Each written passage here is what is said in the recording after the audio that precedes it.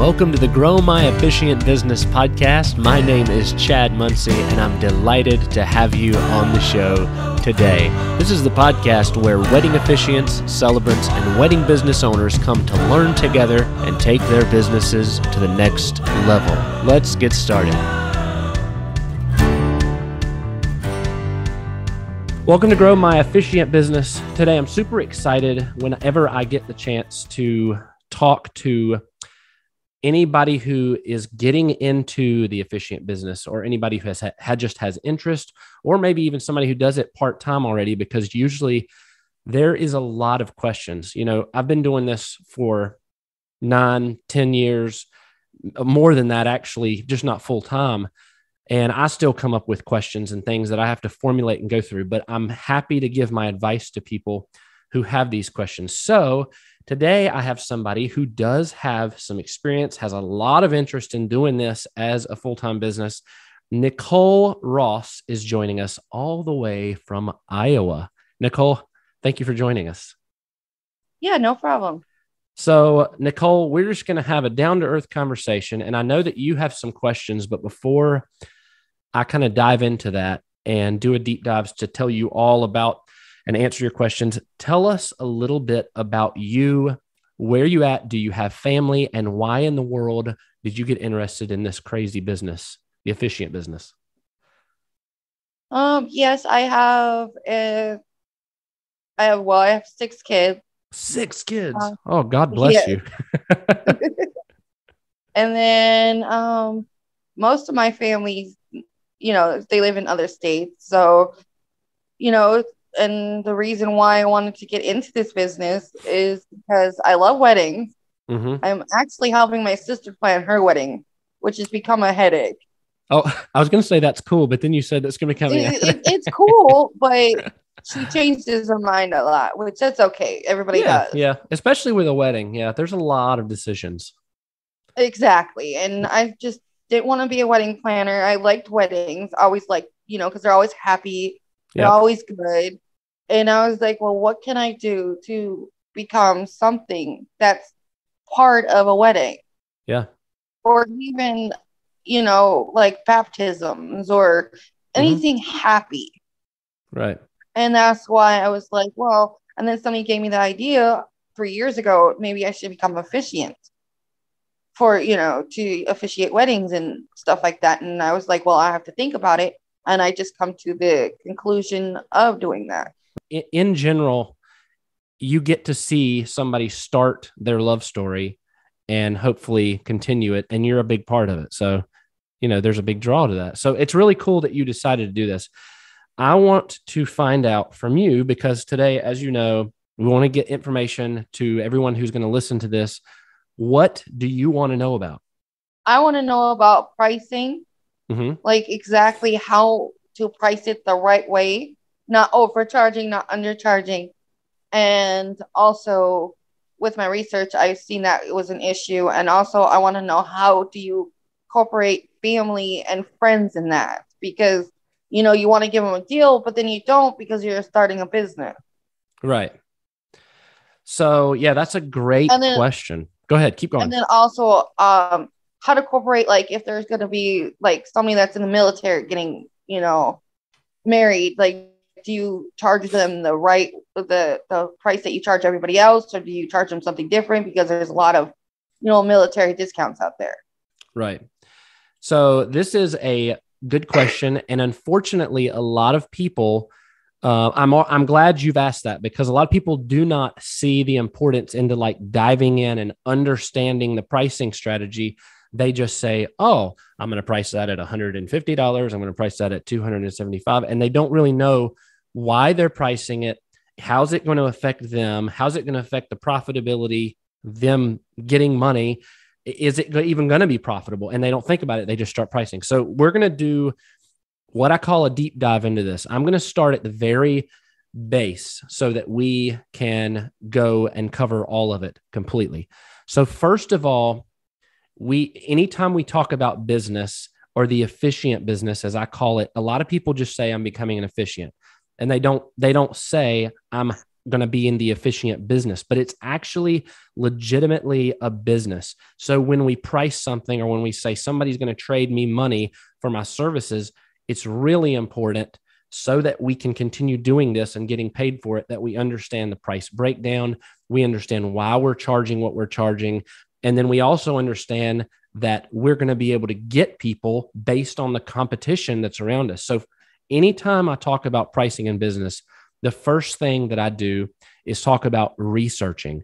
And it's not hard to research nowadays. You can get on Google, as everyone knows, and you can look up Officiant in your area, and half a dozen, sometimes 20, 30 will pop up, within a 30-mile radius. So the first thing that I do is I want to research competition.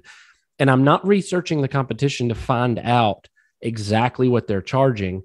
I'm researching the competition to see where my range needs to fall in. So basically, when I say that, I would look up 10 of my competitors. And you know how when you go to somebody's website, you can kind of gauge how good of a quality service they offer. You can look at their reviews. You can look at their pictures. If it's this blank page and it doesn't have anything on it, and it's very not well done, and there's no reviews, and you can kind of tell this person might not be a super professional. You know what I mean? Or you can go to somebody's website and you can see, man, this is well done. They've got a lot of reviews. These pictures are great. This person knows what they're doing. They're serious about their business. So what I want to do is find 10 people who have websites like that, 10 people who I know are professionals. I want to get to the level that they're at, and I'm going to look at their pricing. Find those 10 people. If you can't find 10, find 5. And write down their pricing. At least screenshot it so you can see and you can compare what is their pricing. Are they packages? Are they charging per hour? How are they charging? Now, in my officiant business, if I was just starting over, here's exactly what I would do. So, I mean, this is legit, really what I would put on my website. I would start and I would offer 3 packages. I would take those 5 to 10 competitors, and I would look at where are they on their pricing? What's their highest price and what's their lowest price? Then I want to be competitive. So to me, being competitive in a market is making sure that my lowest price is just as low as these other people. I don't want to be the lowest, but I will still want to be close to their prices. Now, I also don't want to be the highest. So being competitive means that you're somewhere in the middle. Then I would choose a medium package. So for my small package, I might have an elopement package, for instance. Actually, you know what I'm going to do? I'm going to pull up on my screen right now what my literal packages used to be. So for instance, I used to have a simple and legal package. And this package was $100 to $150 depending on the mileage. So if it was within 3 miles of where I live, which is not very far, it was $100. I would travel to a park where I set the standard. I say, here's where we have to do it. And people would meet me there. It would take me 15 minutes and I would get that $100 in 15 minutes. I was using a template. I wasn't custom writing the ceremony. So see, I'm setting all these standards for that lowest package. I don't want to charge that lowest package $100 and then say, yes, I'll write you a custom ceremony. And they're like, well, I can't meet you at that part. Can I meet you down there? And, and then I give into that because then I start losing money. So I set all the standards on that low package. I say where it's going to be at. I say it's going to be a template that I use every time. I'm not going to custom write ceremony. I meet you, wed, sign the license, and that's it. So I start with a low package where I set the standard. Then I would start with a mid-level package where I offer, maybe you have an elopement ceremony where I can travel up to 6 or 7 miles. I'm still setting the standard. I'm still using a template. I'm not custom writing it. But then because I'm traveling a little more, I would add something else in. Maybe I tell them you can schedule this one at your convenience, whereas the first package, you can't schedule. It's only on Mondays and Thursdays or whatever days that I need to fill on my schedule. Maybe I add that in, and then I'll charge like $225. The key is when you're doing packages, there's kind of 2 segments. There's a low segment and then there's a high segment. Your low segment, you want to be very, very competitive because people that are coming to you and price checking you and trying to find the cheapest price, they're going to go with you as long as your quality matches. And as long as people that leave you reviews have great reviews, they're going to go with you. But the higher segment, you want to actually give people that want a premium, high quality service a chance to get that high quality service. So for those two packages, I would keep them competitive. Now, when I design my next high package or my two higher packages, whatever you're going to do, I would move up and keep it as a premium rate. So I would charge, looking at those 5 to 10 competitors, I would look at the highest packages on them, and I would make an average, and I would say, I'm going to be really close to that. I'm not going to be above it. I'm not going to be on it, but I'm going to be real close to it, maybe just under that average. So if you see people charging $600 or $700 for that premium package, I might do a $699 package or a $675 package so that I'm right with it. And then make sure you plug that thing full of value. Maybe you offer for that. You come out, they can do it within 10 miles. They can schedule it on their own. It comes with a Zoom call, a planning call. Maybe you bring a bouquet to the bride. It comes with a little cake. I don't know. There's a ton of stuff that you could do to make it your own. But for that premium package, I load it with value and make it extremely competitive by taking the average of my competitors and being just below them. Does that make sense? Yes. Okay. So that is kind of how I would do the packages if I was going with a package.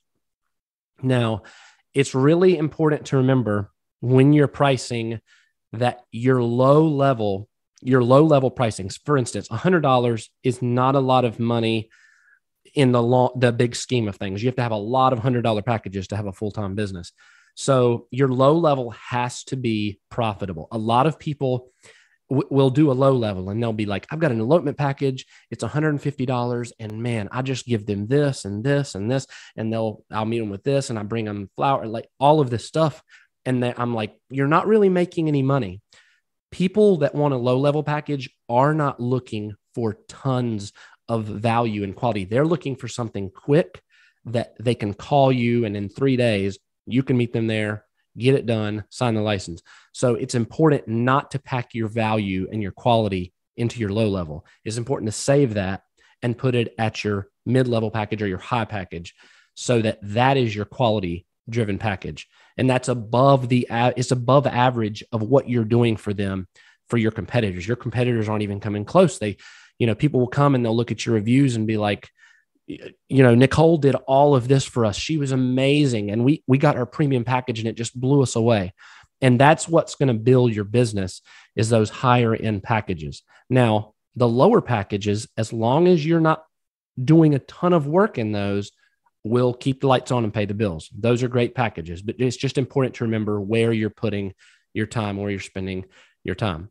Now, I do have to say that your high level package that you build, the thing that grew my business so fast is that I made sure that it was the best of the best. I looked at my competition and I saw what they weren't offering, or I saw what this one was offering and this one was offering, and I made sure and offered all of it.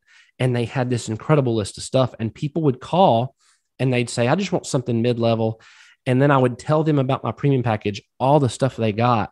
And they were like, well, I can't beat that. I've looked everywhere. This is crazy. Sure, I know it's $600, $700, but let's go with that. So if you do that on your high level packages and make sure it's the best of the best and it's a premium service with tons of value, people will more often than not go with that are looking for a great ceremony.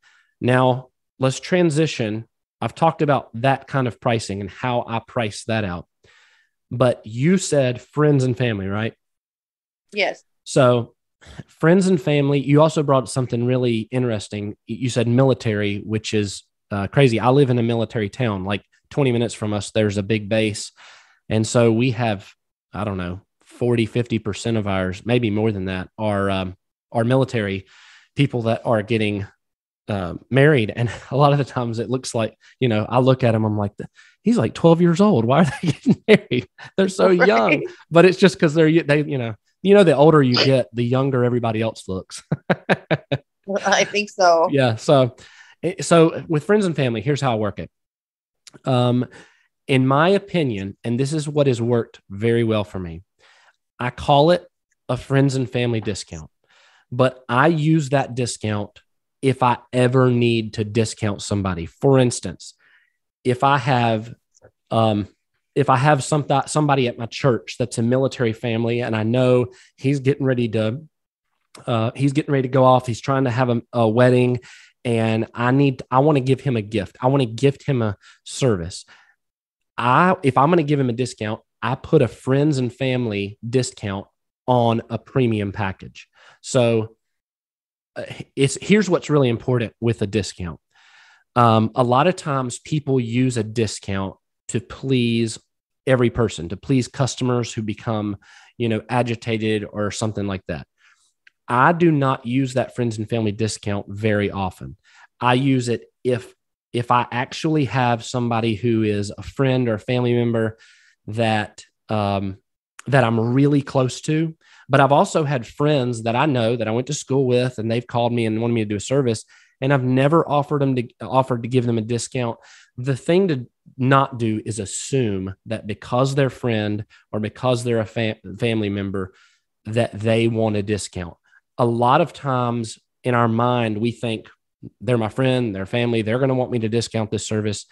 But do not assume, just go with the flow. If something comes up and they ask about it, I do have a friends and family discount, but it's not on my stuff that's not profitable. Unfortunately, we're talking about a business, and in the business, if you're going to charge, it's better to charge where you can make a profit. So I give them a friends and family discount on my mid-level or my higher end package because that's where I have more money at. Now, a lot of people would say, Chad, well, they're friends and family. You're not going to give them. If I'm going to give a friends and family any kind of discount because I really feel in my heart of hearts that they need one, I am going to donate my services. And a lot of times I'll use that for a cause, for, some kind of, if somebody's raising money for something, I'll do a gift certificate and say, here's whatever my wedding service is called. Here is $400 worth of service. And that'll be a donation. So donations are are a lot more powerful than just discounting a lot. And if you understand that and you start getting used to saying, I'm not going to assume, I'm not going to give a friends and family discount unless somebody that's really close to me asks, then say, yes, I can discount my services. Unfortunately, it's not on the elopement package. It's not on the small package, but I will give you a friends and family discount on this mid-level package or this premium package. Does all that make sense? Yes, it does. Because awesome. I went through the reason why I asked all this is because I've been going through this same situation where I've had friends ask me, but she has I think she has 5 kids, barely makes any money. Right. So well, you know what? I will give you a discount. Yeah. So I definitely would. If I felt in my heart of hearts, I know they're struggling, I need to give them a discount, I would just tell them, now you even have 2 ways here. You could even say you have a low end, something low end, like $150 or $200 package, or you have a higher end, which may be $500 for a ton of stuff that you do, or $400. I would say I can discount this package, or you know what, for you, I would even donate this small one. I would donate my time, but it would have to be this lower package. So you could even give them options, and then they're like, wow, she's willing to donate her time or even discount this big package that she does.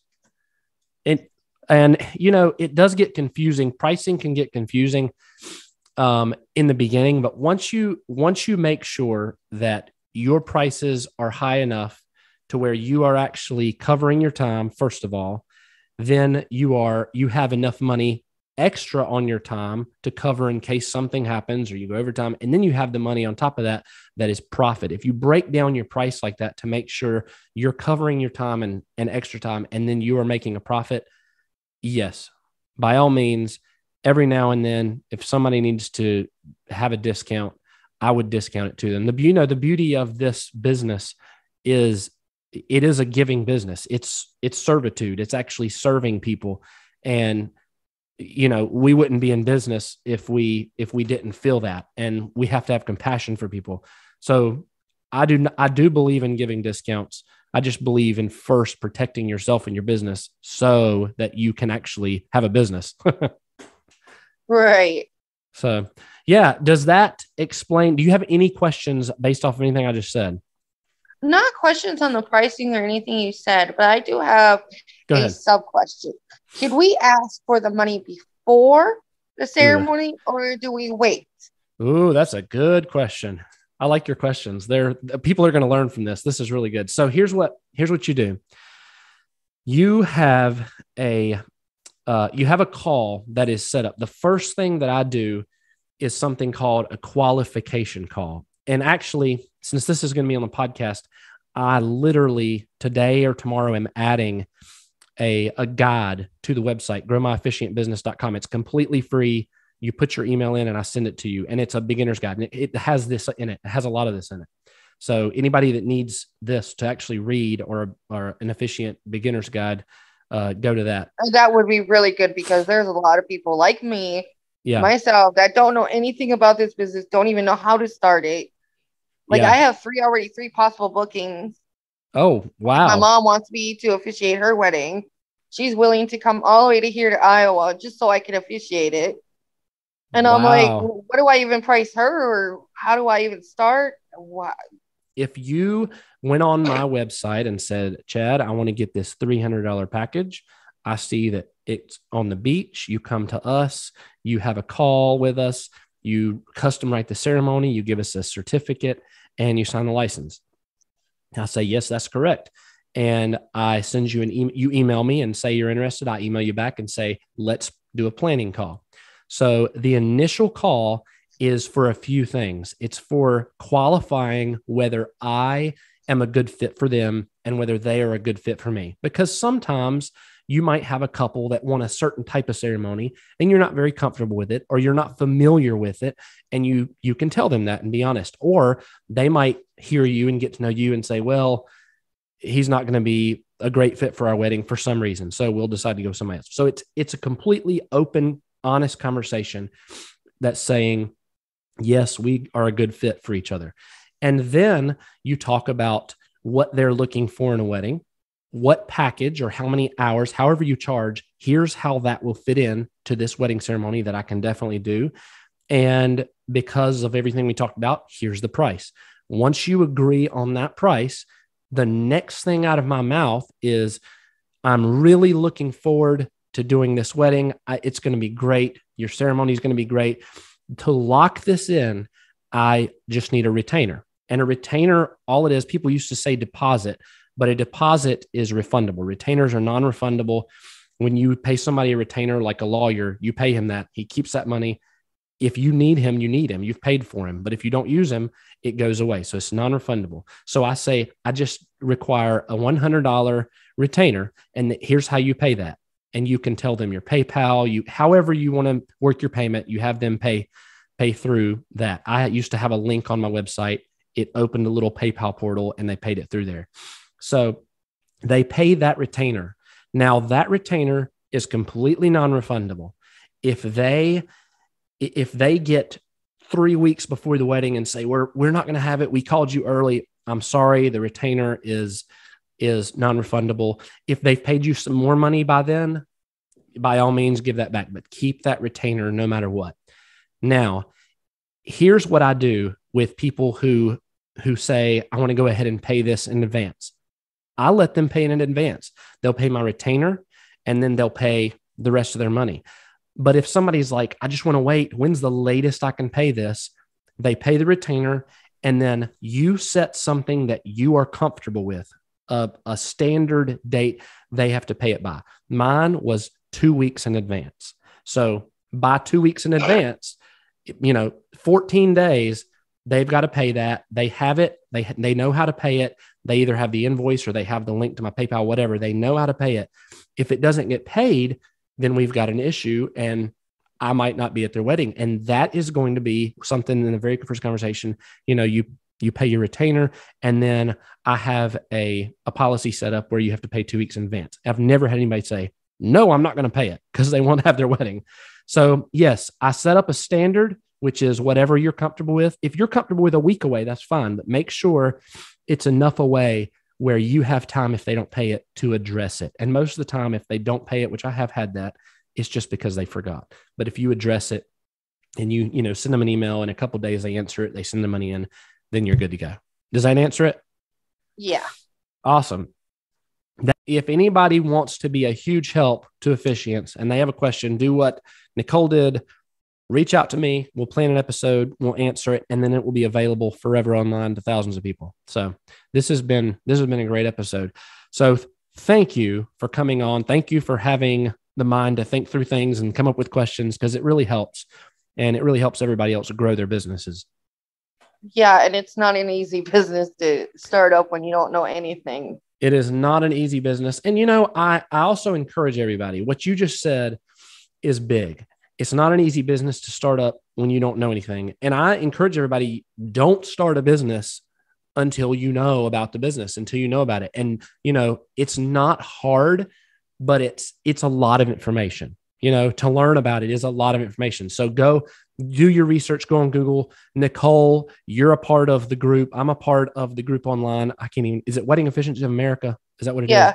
So Wedding Efficiency of America is one of the groups. Shout out to them. They're a big group of over 3,000 people, lots of people in there. There's a couple more groups, but I encourage anybody that's listening to this, join a group, find out information, ask questions, get as much as you can, and treat this like a business. If you treat this like a business, it will treat you like a business, and you will make a great income. And, another thing is we're working right now. We're really hard. Me and a couple other people are trying to put together a training, and we're eventually going to have it like a la carte, where you can get pieces of it. I just want the marketing piece of it. I want this piece of it.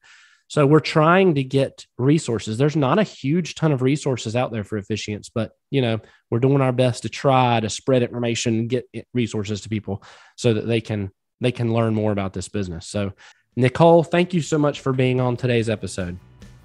Yeah, no problem. It was great.